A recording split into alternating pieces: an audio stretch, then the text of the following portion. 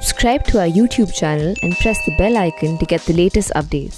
करीब 2 साल पहले भारत की राजनीति में जो आजकल चल रहा है उससे थोड़ा हटके कुछ हुआ। भाजपा एक साथ 3 चुनाव हार गई और उनमें से एक चुनाव था छत्तीसगढ़ का चुनाव, जिसमें भूपेश बघेल जी मुख्यमंत्री बनके आए, जो कांग्रेस के नेता हैं। आज हमारे साथ जुड़े हैं। आपका बहुत बहुत धन्यवाद द प्रिंट के साथ जुड़ने के लिए। जी नमस्कार सर, ये बताइए, आप 2 साल होने को आए हैं। अब उसके पहले लगातार 15 साल तक रमन सिंह जी के नेतृत्व में भाजपा की सरकार थी। तो क्या आकलन करेंगे आप अपने इन 2 सालों का? सबसे ज्यादा आपकी उपलब्धियां क्या रही है और खामियां क्या रही है? दोनों तरीके से देखें। 2 साल के उपलब्धियों को एक लाइन में यदि कोई बात कहना हो मुझे, तो मैं ये कहूँगा कि छत्तीसगढ़ के 2 करोड़ 80 लाख जो जनसंख्या, उसको पहले हर वर्ग को लगा कि ये सरकार हमारी सरकार है। क्योंकि देखिए कि जब हमने कहा किसानों की ऋण माफी करेंगे, वो हमने किया। किसानों को हमने कहा 25 रुपये क्विंटल में धान खरीदेंगे, वो हमने किया।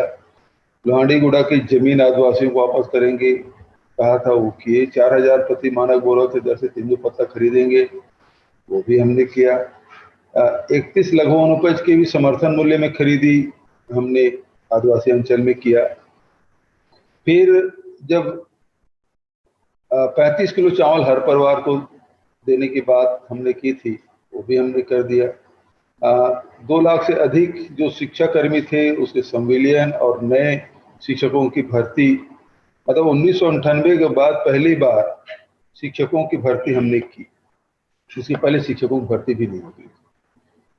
फिर उसके बाद देखें 400 यूनिट तक के प्रति परिवार हम बिजली बिल आधा देने की बात हमने की थी, वो हमने किया।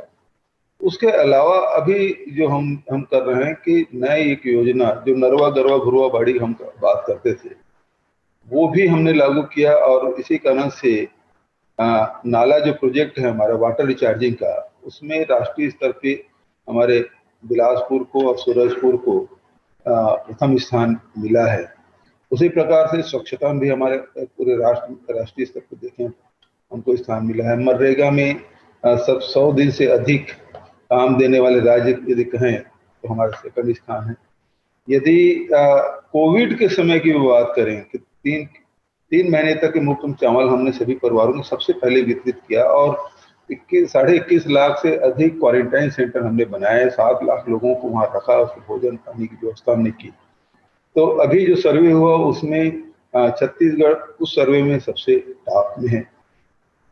लघु वनोपज की खरीदी हम सबसे बढ़िया किए, 73% लघु वनोपज खरीदी करके राष्ट्रीय क्षितिज में सबसे ज्यादा हमने खरीदा, वो रिकॉर्ड में है।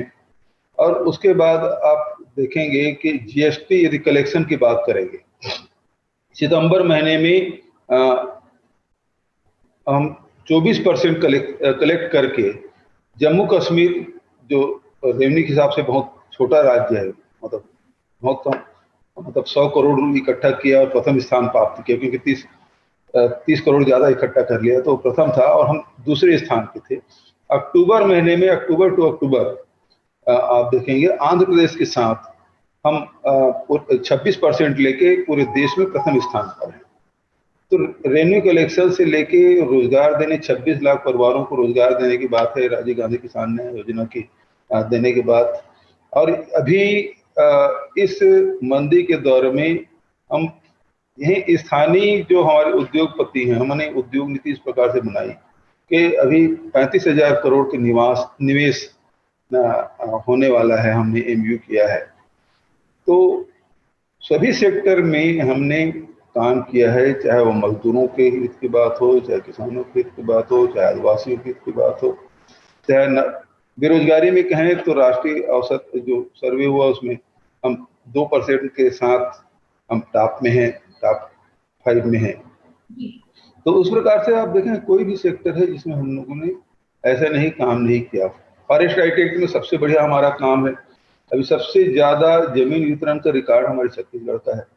लेकिन सर, अगर आप कुछ ऐसी चीजें हैं जो आप करना चाहते थे नहीं कर पाए हैं, पूरी तरह से जितना आप इम्प्लीमेंट करना चाहते थे नहीं हो पाया है, तो ऐसी गिनती में क्या आएगा? हम तो पूरे तेजी से, पूरी क्षमता के साथ काम कर रहे थे। अचानक कोरोना आया, कोरोना काल के कारण से बजट में बहुत सारी कटौतियां करनी पड़ी। जो निर्माण कार्य है वो निश्चित रूप से प्रभावित हुआ है, चाहे वो सड़क बनाने की बात हो, चाहे पुल हम बांध बनाने की बात है, इरिगेशन के क्षेत्र में काम करना था, वो काम क्योंकि सभी काम अवरुद्ध हो गए थे, इस कारण से काम में थोड़ी सी रुकावट आई है। लेकिन हम लोग कोशिश कर रहे हैं कि इस साल ज़्यादा से ज़्यादा सड़कों के लिए स्वीकृति प्रदान करें, ताकि जो थोड़ा सा पिछड़े हैं उसको हम लोग फिलअप कर सकें। सर, राहुल गांधी जी की जो न्याय योजना थी उसको छत्तीसगढ़ ने एक हद तक इम्प्लीमेंट किया है, कैसा आपका अनुभव क्या रहा है? किस तरह का उसका, जिस तरह का प्रतिक्रिया क्या है? देखिए, राहुल जी के जो न्याय योजना है वो बहुत व्यापक है, लेकिन हम लोगों ने राज्य किसान न्याय योजना हमने लागू की, जिसमें किसानों को 10,000 रुपये प्रति एकड़, चाहे वो गन्ना उत्पादक हो, चाहे मक्का उत्पादक हो, चाहे वो धान उत्पादक किसान हो, उसको हमने 10,000 रुपये प्रति एकड़ के हिसाब से दिया। उसी प्रकार से एक नई योजना हमने लॉन्च की है जो गोबर खरीदी का। गोबर खरीदी में जो रिकॉर्ड हमारे पास आ रहे हैं उसमें से 50% से अधिक ओबीसी के लोग हैं, एसटी के 38% है, 8 से 9% एससी के लोग हैं, 40 से 45% महिलाएं उसमें शामिल हो रही है, और 40% से अधिक जो है वो लैंडलेस लेबर लोग हैं, वो लोग गोबर बेच रहे हैं। और अभी तक के ये हम 3 महीने में लगभग 50 करोड़ के भुगतान हम कर चुके हैं। ये गोबर इकट्ठा करके हम वर्मी कंपोस्ट बना रहे हैं, और इसमें लगभग अभी 1,30,000 लोग गोबर कलेक्ट करके हमको दे रहे हैं, सरकार को दे रहे हैं, और उसमें लगभग हर महीने एवरेज में 1,000 से अधिक रुपये की वो लोग आय प्राप्त कर रहे हैं। तो ये एक ऐसी योजना है जिससे लोगों के आय में वृद्धि हो रही है, चाहे गांव के लोग हों चाहे शहर के लोग हों, और साथ ही साथ उससे वर्मी कंपोस्ट भी हम बना रहे हैं, जिससे बहुत सारे लोगों को, महिला स्व सहायता समूह हमारे हर गांव में है, उनके माध्यम से बनवा रहे हैं, तो उनको रोजगार भी मिल रहा है। तो हर गांव में हम लोग रूरल इंडस्ट्री पार्क लगाएं, ताकि ज़्यादा से ज़्यादा लोगों को हम रोजगार दे सकें। इस प्रकार से काम हमारा चल रहा है। तो ये मैं ये नहीं कह सकता कि संपूर्ण जो राहुल जी के जो न्याय योजना है वो हम पूरी तरह से लागू कर रहे हैं, लेकिन हमारी क्षमता है, हमारी सीमाएं हैं, उसमें रहते हुए जितना हो सकता है उस न्याय योजना को लागू करें। जी सर, अभी कोविड जो है सबके लिए ही चिंता का विषय है, पूरे देश के लिए, पूरे विश्व के लिए बल्कि चिंता का विषय है। पिछले 2 हफ्ते में छत्तीसगढ़ में लेकिन नियंत्रण में रहा है, तो क्या सही हो रहा है? और टेस्टिंग ठीक हो रही है? काफी टेस्टिंग कर रहे हैं आप, या कॉन्टैक्ट ट्रेसिंग ठीक हो रही है? किस तरह से आप थोड़ा नियंत्रण में ला पाए हैं? देखिए, बीच में जो टेस्टिंग में लोगों ने लापरवाही बरती, लेकिन हमारे छत्तीसगढ़ में वो लापरवाही नहीं है, और लगातार टेस्टिंग हम लोग कर रहे हैं, और जो भी जो हमें केस मिल रहे हैं उसके बराबर तत्परता के साथ इलाज भी कर रहे हैं।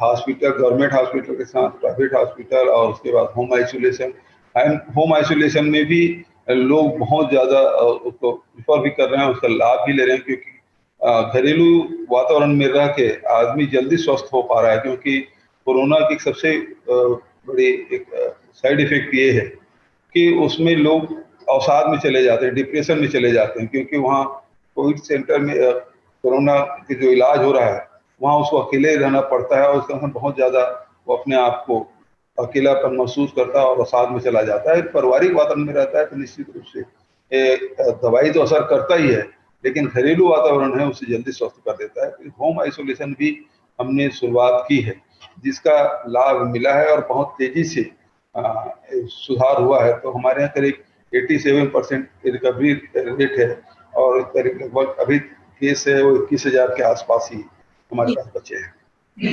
एक जो बड़ी समस्या छत्तीसगढ़ में रही है वो है नक्सलवाद की, और राज्यों में भी रही है, छत्तीसगढ़ में भी रही है। हमने देखा बीच में कम हुई थी जो हिंसा थी नक्सलवाद से जुड़ी हुई, लेकिन पिछले कुछ महीनों में फिर से बढ़ी है, करीब 70 से भी अधिक मौतें हो चुकी है नक्सलवाद से जुड़ी। तो उसका क्या एक सोल्यूशन है? क्या केंद्र से आपको सहयोग मिल रहा है, और कुछ आप चाहते हैं केंद्र से सहयोग? इसमें जो हमने रणनीति अपनाई है वो ये है कि लोगों को विश्वास मिले और विश्वास में लेके विकास के काम करें और विकास के माध्यम से लोगों तक पहुँचें और उनको सुरक्षा प्रदान करें। और इसमें हम लोगों को काफ़ी सफलता मिली। नक्सली बेरफूट में गए और वहाँ के लोगों को विश्वास सरकार पर बना, उससे बखला के वो किसी बहुत दिन हो गए थे, इसके पहले किसी कर्मचारी को हत्या नहीं करते थे, लेकिन अब वो रेवेन्यू डिपार्टमेंट के कर्मचारी के या कोई घर जा रहे हैं किसी चाहे उन अधिकारियों के, उनकी हत्या करने लगे। तो इसका मतलब ये है कि अब वो हताशा में है और इसी कारण से इस प्रकार से हरकतें कर रहे हैं। लेकिन उसका वो तोड़ जवाब देंगे और लगातार हमारी रणनीति भी बन रही है। केंद्र सरकार के साथ भी जो सीआरपीएफ और जितने बटालियन है उनके भी लोगों से हमारी बात हो रही है। लेकिन हम यही कह रहे हैं कि भाई देखिए, किसी भी स्थिति में हमारे जो आदिवासी हैं, जो ग्रामीण जन है, उसकी हत्या नहीं होनी चाहिए। नक्सली हैं पकड़े जाएं, सरेंडर हो या इनकाउंटर हो, लेकिन आम जो नागरिक है उसको किसी प्रकार की खरोच नहीं आनी चाहिए। केंद्र की अगर बात करें, एक सबसे बड़ा जो झगड़ा का मुद्दा बना हुआ है राज्यों और केंद्र के बीच में, वो है जीएसटी रेवेन्यू का। जी, आपको क्या लग रहा है अब क्या होगा आगे? क्योंकि कहीं ना कहीं जो ऑपोजिशन रूल स्टेट्स हैं उनके और केंद्र के बीच में कोई निष्कर्ष ही नहीं निकल पा रहा है इस बात का। देखिए, कोरोना तो ये वित्तीय वर्ष लागू होने से पहले शुरू हो गया था। फरवरी में ही कोरोना आ गया था, फरवरी मार्च में। वित्तीय वर्ष शुरू होता है 1 अप्रैल। 1 अप्रैल से आज हो गया है नवंबर का महीना आ गया है। इस बीच में इसमें जीएसटी का कोई पैसा किसी राज्य को मिला नहीं। हमारे राज्य में भी मुश्किल से 350 करोड़ रुपया मिला है, जबकि हम लोगों को 4,500 करोड़ रुपये मिल जाना चाहिए था, लेकिन मिला नहीं है। और लगातार कभी बैठक कर रहे हैं, कभी काउंसलिंग की बैठक हो रही है, कभी कुछ हो रहा है, लेकिन केंद्र सरकार इसमें निर्णय नहीं ले पा रही।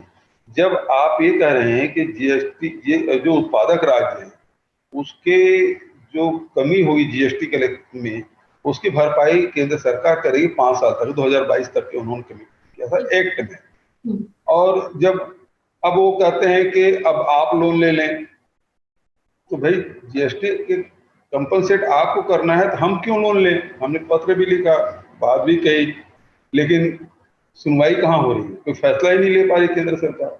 ये बहुत दुर्भाग्यजनक बात है। जब आपको पैसा लेना है, आप ही शेष एकत्रित करना है और उसी से राज्यों को देना है, तो लोन आप ले ले तो ज्यादा बेहतर है, क्योंकि आरबीआई आपकी है और लोन भी आपको लेना है और कंपनसेट भी आपको करना है, और उसके बाद जो लोन लेंगे तो जो शेष के पैसा है उसे आपको ही पटाना है। तो उससे अच्छा ये है कि एक बार सभी राज्य आरबीआई से बात करे, उसके अपेक्षा तो सेंट्रल गवर्नमेंट ही आरबीआई से बात करके पैसा ले ले, कम दर में ब्याज में ले ले, और चूंकि शेष से पैसा जैसे जैसे फिर शेष का पैसा आएगा आप पटाते जाएं और भरपाई हो जाएगा। हम लोग क्यों उसमें डालते हैं, लेकिन पता नहीं निर्मला जी क्यों नहीं मान रही है। सर, एक आपकी सरकार और जो गवर्नर है अनुसुईया जी, उनके बीच में हमेशा कुछ ना कुछ नोकझोंक होती रहती है। अब लेटेस्ट ये हुआ था कि जब आपने स्पेशल असेंबली सेशन बुलाया था परिवर्तन लाने के लिए फार्म लॉज में, जो केंद्र सरकार का फार्म लॉज था, उसको लेके भी उन्होंने आपत्ति जताई थी। ये जो एक ट्रेंड नया निकला है पूरी राजनीति में, केंद्र सरकार, राज्य सरकार और गवर्नर के बीच झगड़ा होता रहता है। वेस्ट बंगाल में भी होता है और राज्यों में भी होता है। इसको आप कैसे देखते हैं? कितना ज्यादा अनहेल्दी है एक डेमोक्रेसी के लिए? देखिए, केंद्र सरकार में जो बैठी हुई पार्टी है वो अन्य राजनीतिक दलों को बिल्कुल बर्दाश्त ही नहीं कर पाती, चाहे वो कोई भी दल हो। भारतीय जनता पार्टी के अलावा कोई भी दल यदि राज्यों में सरकारें हैं तो उसको वो बर्दाश्त नहीं कर पा रहे हैं। चाहे वो महाराष्ट्र की बात करो, चाहे वो पश्चिम बंगाल की बात करो, चाहे छत्तीसगढ़ या मध्य प्रदेश में, अब तो सरकार उन्हीं को हो गई, तो उसके पहले तक वहाँ भी वही चल रहा था। राजस्थान की बात करें तो ये कुल मिला के अपने सेंट्रल एजेंसी के माध्यम से तंग करते हैं, और दूसरा राज्यपाल के राजभवन के माध्यम से भी कंट्रोल करने की कोशिश करते हैं, जो प्रजातंत्र के लिए उचित नहीं है। जी सर, राजनीति की बात कर ही रहे हैं तो आपने अभी बाइपोल जीता है छत्तीसगढ़ में, बहुत उसका आपको मुबारक हो। लेकिन धन्यवाद। बिहार का जो चुनाव था उसमें कांग्रेस का जो परफॉर्मेंस रहा है उसको क्या बोले, मतलब अंडरवेलमिंग ही कह सकते हैं और क्या कह सकते हैं, आप इसको कैसे असेस करेंगे? क्या गलत हो रहा है कांग्रेस के साथ इन राज्यों में? और दूसरी बात है कि अगर इस तरह का ही परफॉर्मेंस रहा तो जितने भी आपके एलाइज है वो तो दूर ही भागेंगे कांग्रेस से, अलायंस कोई क्यों करना चाहे? देखिए ऐसी बात तो नहीं है कि आप महाराष्ट्र में देखें, हमारे अलायंस ने ठीक परफॉर्मेंस किया था, झारखंड देखें ठीक परफॉर्मेंस हुआ। अब बिहार में ऐसा क्या हुआ कि पिछले समय हम लोग 24-25 सीट जीते थे और अभी 19 सीट में आ गए। ये समीक्षा की बात है और पार्टी हाईकमान है, समीक्षा करेगी और जहां मतलब कमजोरी रही होगी उसे दूर करके फिर आगे बढ़ेंगे। लेकिन अभी ये तो पार्टी फोरम में ही बात कही जा सकती है, बाहर में कह नहीं सकती। लेकिन कहीं ना कहीं आप देखिए जिन राज्यों में कांग्रेस अच्छा कर रही है इलेक्शंस में, जैसे छत्तीसगढ़ में रहा हो या राजस्थान में रहा हो या मध्य प्रदेश में भी जब जीती थी कांग्रेस, अब तो खैर सरकार नहीं रही है, वो जो स्ट्रॉन्ग स्टेट लीडर्स हैं उनके बलबूते पे जीत पा रही है। आप है छत्तीसगढ़ में, राजस्थान में अशोक गहलोत जी हैं, सचिन पायलट जी हैं, मध्य प्रदेश में भी आपके कई नेता हैं। क्या ये जरूरी है कांग्रेस के लिए कि हर राज्य में एक सशक्त नेता हो, सेंट्रल लीडरशिप का उतना प्रभाव ना हो, जो स्टेट लीडरशिप है उसको आगे बढ़ाया जाए? देखिए मैडम, नेता तो वही लोग हैं जो जनता पसंद करती, जनता ताकतवर बना देती है तो नेता ताकतवर हो जाते हैं, और जब नेता जनता नकार देती है तो नेता कमजोर हो जाता है। तो ये तो साइकिल चलते रहता है, कभी अप कभी डाउन, इसमें लगा ही रहता है। लेकिन वही नेता हैं जो सरकार, उनके दम पे सरकार बन जाती है, और वही नेता हैं जिसके कारण से हार जाते हैं। तो ये तो जनता के पसंद नापसंद करने की स्थिति में है। अब भारतीय जनता पार्टी बहुत ताकतवर है तो झारखंड में क्यों परफॉर्मेंस नहीं कर पाए, या छत्तीसगढ़ मध्य प्रदेश और राजस्थान में क्यों नहीं कर पाए हिंदी बेट, या जहाँ दिल्ली में बैठे हैं दिल्ली में लगातार क्यों पिटाई हो रही है उनकी? जी। तो जनता के ऊपर है, जनता उसी नेता को स्वीकार कर लेते हैं तो ताकतवर हो जाता है, जनता नकार देती है तो कमजोर हो जाता है। लेकिन आपकी पार्टी की बात करें तो अध्यक्ष नहीं है पार्टी में अभी भी फुल, कब तक ये चलेगा? आप इतने वरिष्ठ नेता है पार्टी के, आप भी इस बात में चिंतन करते होंगे कि क्या राहुल गांधी को अध्यक्ष बन जाना चाहिए फिर से, या किसी और को? एक परमानेंट अध्यक्ष की इस समय कांग्रेस को कितनी जरूरत है? अभी तो मैडम तो संभाल ही रही है, लेकिन हम लोगों की इच्छा यही है कि राहुल जी इस पद को संभालें और काम करें, लगातार सक्रिय भी हैं। तो अब मैं समझता हूं कि राहुल जी को ये पद स्वीकार करके आगे की चुनौतियों का सामना हम सबको मिलकर करना चाहिए। केंद्र में मोदी सरकार की बात करें तो आप कैसे, उनके भी अब 2 साल 1.5 साल तो हो ही गए हैं केंद्र में, इस टर्म को लेके किस तरह से आप उनको असेस करेंगे? क्या उन्होंने गलतियां, तो खैर बहुत ही ऑपोजिशन में आप है तो सुना पाएंगे, लेकिन उन्होंने ठीक कुछ किया है या बिल्कुल कुछ भी ठीक नहीं कर पाई है मोदी सरकार? नहीं, उनके कार्यों की समीक्षा करने का आवश्यकता नहीं मैडम, क्योंकि कार्य के आधार पर वोट तो मांगते नहीं। भले कहते हैं हम विकास विकास की बात करें, लेकिन आप देखें पिछले चुनाव में जब 2014 के चुनाव लड़े थे तब कितने वादे किए थे। जब चुनाव उसके बाद वादे पूरे नहीं किए तो उन्होंने कहा कि 5 साल बाद रिपोर्ट कार्ड हम सौंपेंगे जब चुनाव में जाएंगे।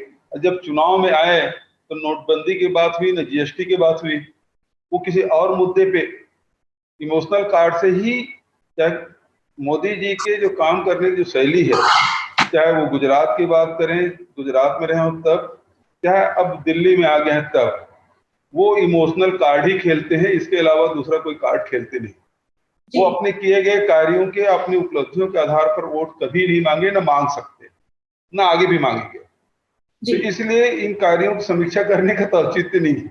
जी सर, छत्तीसगढ़ में भाजपा बहुत बुरी तरह से हारी थी, मध्य प्रदेश और राजस्थान में भी हारी थी, लेकिन मध्य प्रदेश में एक बहुत ही, जैसे कहते हैं, नैरो इलेक्शन था। राजस्थान में भी किसी तरह संभाल लिया था उन्होंने, उतनी बुरी तरह से नहीं हारे थे, लेकिन छत्तीसगढ़ में पूरी तरह से सफाया हो गया था भाजपा का। पिछले 2 साल में क्या आप देख रहे हैं कि वो फिर से सशक्त हो रही है, कुछ ग्राउंड पे और उनका हो रहा है, मतलब स्ट्रॉन्ग कर रही है पार्टी अपने आप को? देखिए, यदि चुनाव को ही इसका पैमाना माना जाए तो लोकसभा निश्चित रूप से हम हारे हैं, 2 सीट हम जीते, 11 में से 2 सीट हम जीते। लेकिन उसके बाद जो नगरीय निकाय चुनाव हुए, 10 नगर निगम के चुनाव हुए, सबके सब जीते। जो हमारे जिला पंचायतों के चुनाव हुए उसमें हम अधिकांश जीते। उसके बाद 3 उपचुनाव हुए, दंतेवाड़ा के और चित्रकूट के और उसके बाद अभी मरवाही के, तो एक सीट, एक कांग्रेस की सीट थी, उसको हमने अपने बचा के रखा, एक भाजपा से छीना और एक जोगी जी से, जोगी जी की मृत्यु के बाद वो सीट रही है उसकी, तो उसको भी हम लोगों ने अभी छीना। पिछले मतलब पहला चुनाव 11,000 से जीते, दूसरा 16,000 से जीते और अभी 38,000 से जीते। तो इसका अर्थ यदि इस कसौटी पे खरा कसें तो निश्चित रूप से कांग्रेस पार्टी और कांग्रेस सरकार की जो परफॉर्मेंस है छत्तीसगढ़ में बहुत अच्छा रहा है। जी सर, अभी समाप्त करने से पहले कुछ आप और बताना चाहेंगे छत्तीसगढ़ के बारे में? जैसे मैंने बोला, किस तरह से कितनी कठिनाई हुई आपको 15 साल भाजपा के उस रूल के बाद, क्या क्या बदलना पड़ा? आपको लगा कि बहुत कुछ बदलना पड़ेगा, किस तरह से कठिनाई हुई आपको? जो बदलने की तो बहुत जरूरत है।